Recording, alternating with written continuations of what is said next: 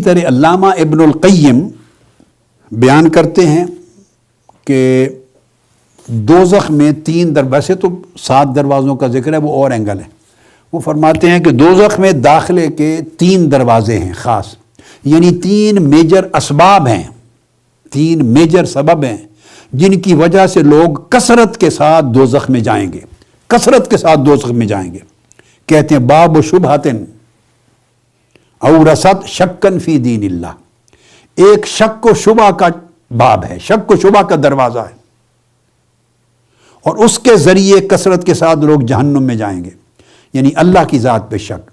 توکل ختم ہوتا ہے، اس کی رضا ختم ہوتی ہے، تسلیم ختم ہوتی ہے، اللہ کے دین پر شک، اطاعت ختم ہوتی ہے، اوامر و نواہی ختم ہوتی ہے، اللہ کے رسول کی تعلیمات پر شک، خیر پر شک،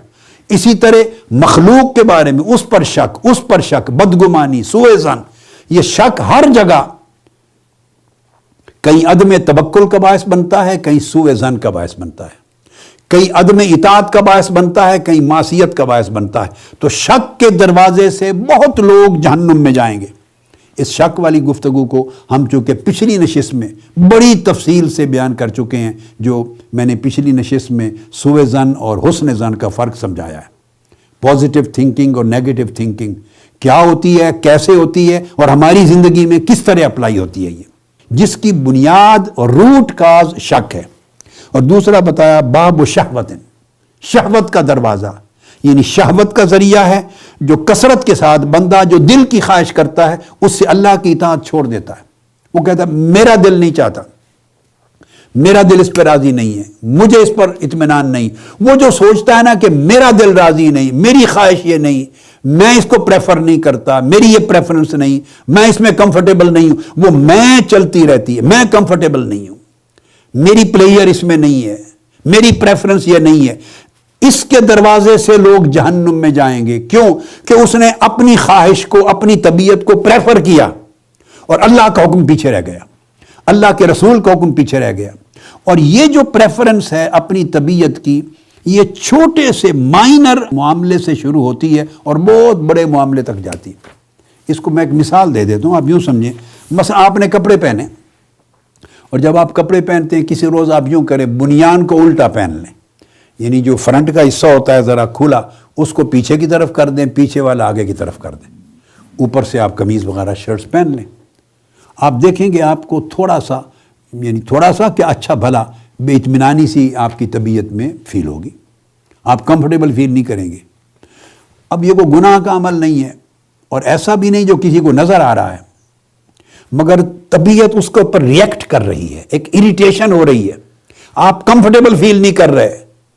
آپ نے دیکھا نا، چھوٹا سا میٹر ہے، ایک معمولی سا مینر ہے، ڈریسنگ کا ایک مینر ہے، اس میں تھوڑا سا فرق آیا تو طبیعت نے ریئیکٹ کیا۔ اسی طرح سمجھ لیں اخلاق اور روحانیت میں چھوٹے سے مینر کا فرق آئے، جس طرح آپ کا جسم اور طبیعت ریئیکٹ کرتی ہے، اس طرح آپ کی روح اور روحانیت بھی ریئیکٹ کرتی ہے۔ چھوٹا سا مینر جو اللہ اور اللہ کے رسول نے دیا ہے، جو روحانیت نے دیا ہے، جو اخلاق محمدی اور اخلاق اسلامیہ نے دیا ہے، اس کا بھی تھوڑا سا اتنا فرق آ جائے تو وہ پھر روحانیت کمفرٹیبل نہیں رہتی، روح ریئیکٹ کرتی ہے، مگر ہم اس کو ایڈریس نہیں کرتے۔ اور اس طرح بڑا معاملہ، کوئی آپ کو یعنی کپڑے دے دے، اس کا کلر آپ کو پسند نہ ہو، جوتا دے دے اور وہ تکلیف دے نہ ہو مگر اس کا سٹائل ہمیں پسند نہیں ہے۔ ایون گھر کی روزمرہ کی چیزیں، کھانے پینے کی چیزیں، ایک خاص چیز پسند ہے، خاص نہیں ہے، تو ہم اپنی پسند کے خلاف اگر کوئی چیز آفر کر دے، کوئی گناہ نہیں، مگر ہم کمفرٹیبل فیل نہیں کرتے۔ یہ جو کمفرٹیبلٹی کا ایک لیول ہے، لیول آف کمفرٹ ہے، کہ ہم تب فیل کرتے ہیں جب ہماری طبیعت کی موافقت ہو اس کے ساتھ، اور ہماری طبیعت ہماری عادت ہے جو ہم نے بنائی ہوئی ہے وقت کے ساتھ ساتھ، ماحول میں، گھرانے میں، فیملی میں، دوست احباب میں، فرینڈز میں، کولیگز میں، پیئرز میں، معاشرے میں، ہم چیزوں کو ایکوائر کرتے ہیں اور اس سے طبیعت بنتی چلی جاتی ہے، کسی نے روکا نہیں، اب ہماری طبیعت اس میں کمفرٹیبل نہیں۔ تو جس طرح طبیعت کمفرٹیبل نہیں، اسی طرح سوچیں کہ کہیں روحانیت کمفرٹیبل نہیں ہوگی مگر ہمیں اس کو فیلنگ نہیں ہو رہی، کہیں اللہ کا دین کمفرٹیبل نہیں ہوگا ہماری لائف میں مگر ہم اس کو فیل نہیں کر رہے، کئی روح کمفرٹیبل نہیں ہوگی ہمارے عمل سے. ہم غفلت کر رہے ہیں، نماز میں غفلت کر رہے ہیں، لباس میں غفلت کر رہے ہیں، اللہ کی یاد میں غفلت کر رہے ہیں، قرآن مجید کی تلاوت میں غفلت ہے، ذکر اذکار میں غفلت ہے،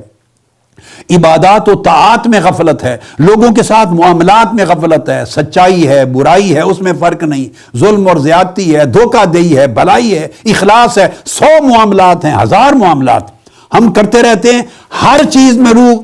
کی کمفرٹ ختم ہوتی ہے، مگر ہم اس کو ایڈریس ہی نہیں کرتے، ہمیں وہ فیل نہیں ہوتا. تو یہ چھوٹے معاملات سے لے کر اسی طرح یہ معاملات بڑے گناہوں تک چلے جاتے ہیں، یہی ڈیولپ ہوتے چلے جاتے ہیں. اسی سے طبیعتیں دین کے رخ کی بجائے اپنے میں کی طرف جھکتی چلی جاتی ہیں. جب میں بہت طاقتور ہو جاتی ہے تو دین کمزور ہو جاتا ہے. دین سے مراد دین کے اخلاق، دین کے مینرز، دین کے آداب، شریعت کے آداب، حتیٰ کہ اوامر و نواہی وہ کمزور ہو جاتے ہیں اور وہ بڑے لائٹ دکھائی دیتے ہیں، اپنی طبیعت بڑی مقدم ہو جاتی ہے. تو یہ ایک راستہ ہے، یہ میں نے اس کی وضاحت کی کہ جو انسان کو جہنم میں لے جاتا ہے. اور تیسرا فرمایا باب غضب اورث العدوان علی خلق، اور تیسرا دروازہ جو کثرت کے ساتھ لوگوں کو جہنم میں لے جائے گا وہ غضب کا، غصے کا دروازہ ہے. غصے کی حالت میں انسان، پچھلی نشست میں اس کی بڑی تفصیلات بیان کر چکا ہوں، جو نیگیٹو تھنکنگ اور حقد اور حسد اور بغض اور اناد اور نفرت، یہ ساری چیزیں کس طرح الائنس بنتے ہیں غصے کے ساتھ اور غیظ کے ساتھ، اور پھر انسان سے کیا کیا کرواتے ہیں، اور جنون کا کس طرح الائنس بنتا ہے، اور شیطان کا الائنس کس طرح بنتا ہے. تو آپ اس قسط کو ضرور سنیں سمجھنے کے لیے. تو یہ لوگوں کے اوپر عداوت پیدا کرتا ہے، غضب لوگوں کے ساتھ دشمنی پیدا کرتا ہے اور نفرت پیدا کرتا ہے اور تعلقات کو خراب کرتا ہے، اور یہ انسان کو الٹیمیٹلی جہنم میں لے جاتا ہے.